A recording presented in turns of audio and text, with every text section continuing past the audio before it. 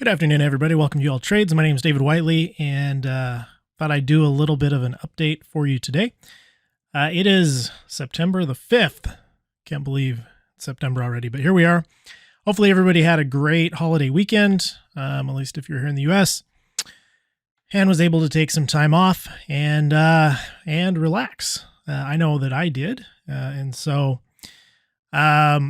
what I want to do now is I'll just go through real quick where I'm at, what happened today in the charts, some things that I saw, how my strategy played out, and that's it. We'll keep it simple. So here we are. You can see my P&L for the day. Pretty mediocre day, really. The market just didn't, it was really super slow unless you caught the big run in the morning, which my strategy, which didn't trigger an entry for me, so I did not. It just kind of slow and choppy, and you had to be really patient, and I'm not really patient. And so, honestly, I'm pretty happy to be positive. I took a lot of trades though, so my actual P&L is, well, here, I can drag this over just to show you where we're at. So these are the 14 accounts, I think, that I'm trading. So the P&L, I don't know, somewhere, it was kind of all over the place, but basically $200. Just to kind of catch up, because I haven't done a video in a while, last week I had two kind of bad days. One day I lost, I think it was $700, and then the next day I lost like $300, so it was about $1,000 total, which brought me way down. And so now we're, digging out of that hole. So current account balance is just over $49,000. The highest balance I have is this one here at $49,474. So that's where we're at there. So you can see I paid $107 in commission. So lots of trading activity today. So here's my chart, and here are the entries that I took and the ones that I didn't take based off of my strategy. All right. So immediately in the morning, the market kind of just takes this sort of dive off of a cliff. What I'm waiting for, we have a cross of these moving averages. This is the 9 EMA, and this is a 21 SMA based on the 5-minute time frame. Those are the lines I'm looking for price to come back to. We had this strong push down, and then we kind of trickled our way back up. This was not a valid entry because price was hugging this 1-minute 9 EMA all the way up into the line. Now it does come back and work, but I'm glad I didn't take it, because had I entered on the line, which is what my strategy calls for, I would have stopped out. This went, I think, 25 ticks before it turned around, and my stop loss is at 20. So I would have stopped out on that trade. So that's a good thing.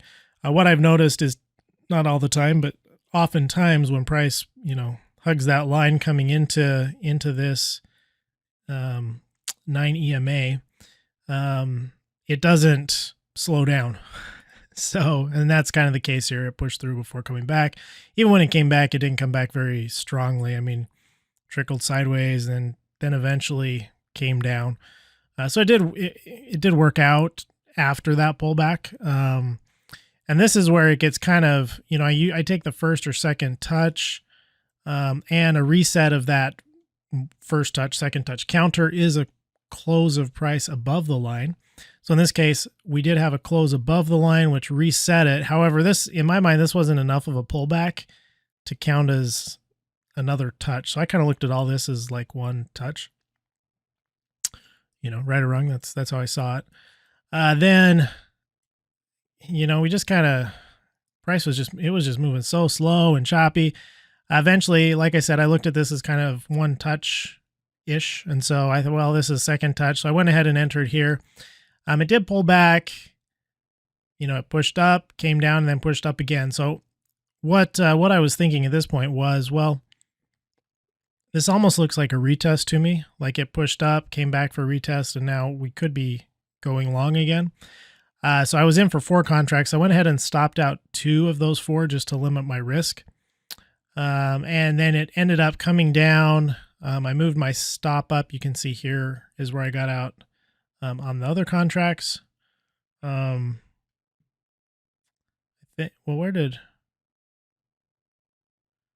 hold on. I think I did something goofy here. I think I might have got in again. Oh, that's what I did. Said my little entry things don't make sense, do they? I entered here short. I got out 2 contracts here. I entered another 4 contracts here because after it started coming down, I thought, okay, well, if it moves down, I want to make sure and take advantage of it. It really didn't. As soon as it started to move down, I moved my stop loss down for all of them because I didn't want to take a full stop out on 6 contracts, obviously. And so it ended up being, I think, a very small loss on the 4, like 1 tick loss on the 4 that I entered here, and then a small gain on the 4 from over here. Or, well, I guess, I'm sorry, the 2 that were left got a small gain from over here. And then the 4 that I entered on this candle were a small loss. So, it was a winning trade.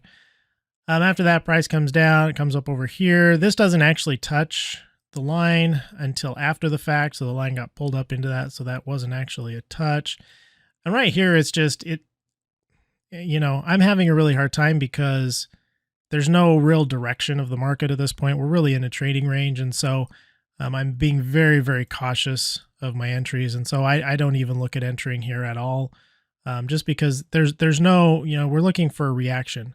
There's no reaction here, right? There's, a very slight reaction and then it comes back. That's not enough. We need to see a high into the line with some follow through.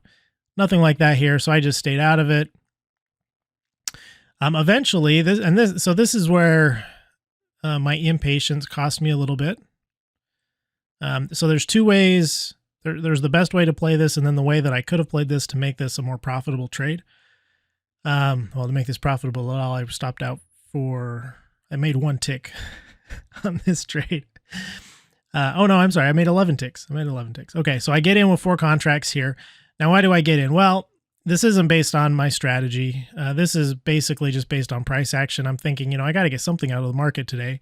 So I'm trying to find a reason to get in. I see price come down. We pull up, we pull down, go sideways, we react and push down.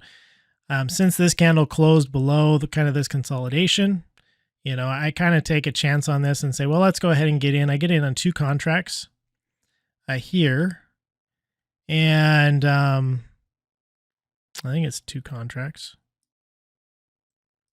I was doing so much today. I don't even know what I'm doing. Okay, here's where I'm confused. Maybe you guys can help me out. It looks like I have an entry for 1 contract here, and I bought a second. Okay. I thought I sold, but I didn't. All right, so what happened is I got in 1 contract here. This was a very strong push down. We had the candle enter or finish on its low. And so I got excited. I said, well, if it goes for 1 more push, I'm going to grab another contract and write it down. Well, I sold another contract here and it didn't. Okay, it reversed and pushed down. And so through this whole thing, I didn't want to sell out of it because there was nothing here that was telling me it was going against me. It wasn't really going in my direction either. It was just in no man's land. So I figured I'd wait.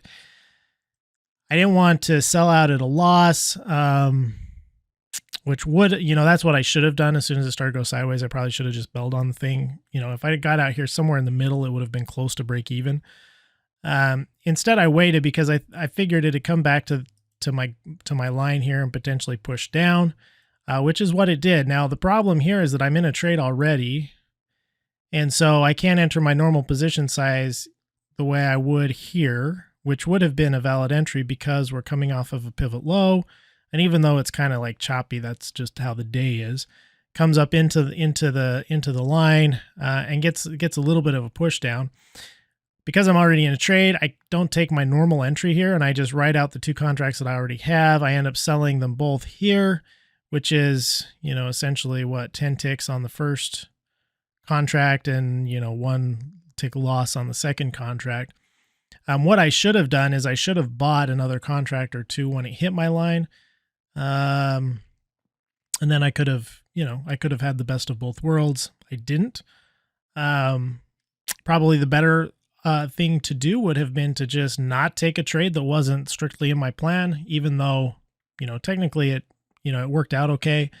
What it did was it cost me the opportunity that I would have had here to get, kind of the full trade in. Then after that, we kind of go sideways and back up. This is a second touch of this gold line. However, we're hugging this gold line, the 1 minute gold line again, all the way through here. There's no distinct, this isn't, I guess this is technically a lower low, and this is a little bit of a lower low, but it's very choppy. I don't like it. I stay out of it. And now we're just ranging. Which if you're a scalper, this ranging stuff is nice. Al Brooks is one of the guys I've been reading recently, and he says when it's ranging, you always want to sell when you think you should buy and buy when you think you should sell. And that would have been the case here. If you would have sold, hey, here's a strong push up, let's sell, and it came back down, let's buy, and you can potentially make some small wins in those channels. But that's not how I'm playing this. And I think, did I get another trade? This one would have worked out okay. It would have triggered here at about 88.7, I think, and it went down to, as long as it goes 10 ticks, it's not going to be a losing trade for me. So this one would have been okay. Still just kind of unexciting. So here's one I did get in. I'm not sure how I did my count in terms of how many times it's actually hit the line, because you see, let me get it centered here. This is a first touch. We kind of have a second touch. So I really shouldn't have, I guess, got in this one. You see my entry here. The line that's where the line was when I got in. Obviously it pushes up and so pulls the line away. I did move my stop loss back on this one, expecting that the red line this 21 SMA would hold, which it did. And just like the last example I showed, this would have been a great opportunity to buy in another, maybe not 4 contracts, but maybe another 1 or 2. But as it was, I did write it down, and we sold out half of them here. And then the other half, I got nervous when it started to push up, and I sold the other 2 at a small loss. They did come down, would have been a small gain. So, 10 ticks. All of these wins were just really super, super small. At this point, I'm not really trusting much. You can see this touch of the line would have worked for a small gain. That would have been okay, actually. And then that's it for the day. So that's how I traded the RTY today. I did take some other trades in ES. We're already 12 minutes into this thing, so I don't know that it's worth going through there, but I'll show them to you real quickly. Now ES, I am scalping ES, so I'm looking for 1 or 2 point moves. And I'll just go through this real quickly. Again, I did not play this one well. For instance, so this is an example of, example of scalping. Like I was saying, buy when you think you should sell and sell when you think you should buy. I saw this happening here, and what is this, about 10, 11 o'clock Central Time, just before lunch. It had pushed up. This big green candle pushes up. I think, hey, we've broken this resistance. We might move. So I go ahead and buy 2 contracts, I guess. What does it do? It reverses down. It does push up, and I sell out for a small gain. However, man, look at this.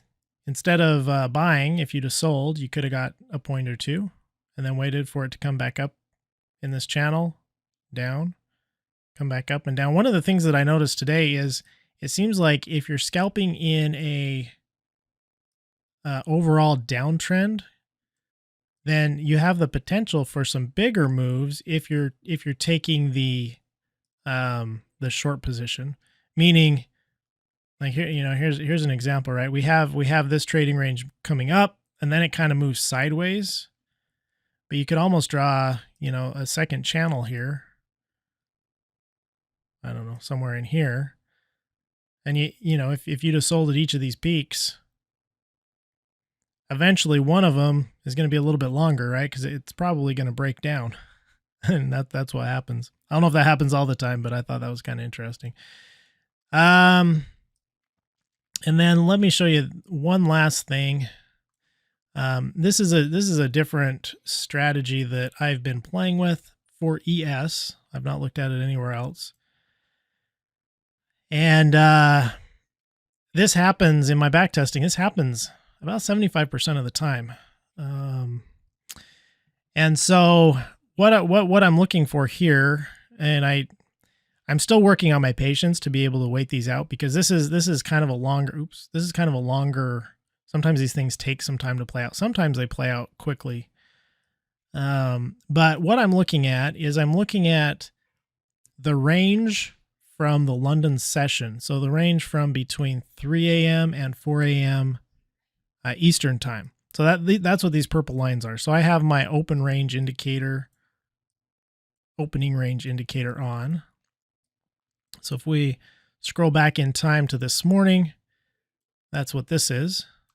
So this just plots automatically. Here's the high and the low of this London session. You can see no volume, volume picks up when it opens in London, I guess. And then I track the first hour of activity and have plot a high and a low, and then extend those lines over. And very frequently what will happen, and I use this strategy in SPY, I actually take these lines and I do a little calculation to see what the SPY equivalent is, and I put them on my SPY chart, and I trade options on these, and I've made a little bit of money doing that. So again, this is something you'll want to test if you're interested, but just take a look. It happens fairly frequently. Okay, so what happens? This is the opening range, and oftentimes what will happen is one of two things. Either it will come back to this line, either the top, either the high or the low of the range, come below it to test it out, and then push off of it, usually into a prior day high or low. Or, like it did today, it'll break into the range, it'll come back for a retest, and then it'll go to the other side of the range. And this happens quite frequently. You can see it doesn't, sometimes it just moves straight there, but it pulls down, pulls up, pulls down, goes sideways before it eventually touches like 4 times, 1, 2, 3, 4 at the bottom of this range. So in my scalping, I'm scalping for 2 points here. So I get an entry here. I jump in and I jump down for my 2 points, even though in the back of my head, I'm thinking, boy, this thing could keep moving. And sure enough, it does. There's 2 more kind of little trades that I take in here. But that's something you may want to, if you're a tinkerer and want to take a look at some things. Those are 2 lines that I've been putting on my ES and my SPY chart that really work well. And again, I take the ES lines, and then I calculate the SPY price equivalent, and then I plot those on my SPY chart, and you get the same type of reaction. So that's my nugget, I guess, for you today. And I'm not going to go through all these. I mean, some were winners, some were losers, this is really scalping. I'm practicing scalping over here in ES, because that's just what I'm doing. I'm more comfortable with the way that ES price moves overall, so I feel more comfortable scalping it. Even though I didn't do a great job today, we did make a little bit of money in that process. And I just want to see, is there anything else? I thought there was one other thing I wanted to show, but maybe not.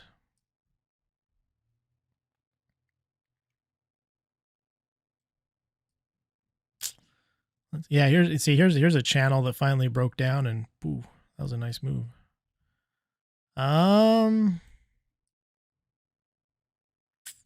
Nope, that was it. All right, so sorry I kind of dragged on a little bit, but I haven't made a video for a while, so I guess I had a lot to talk about.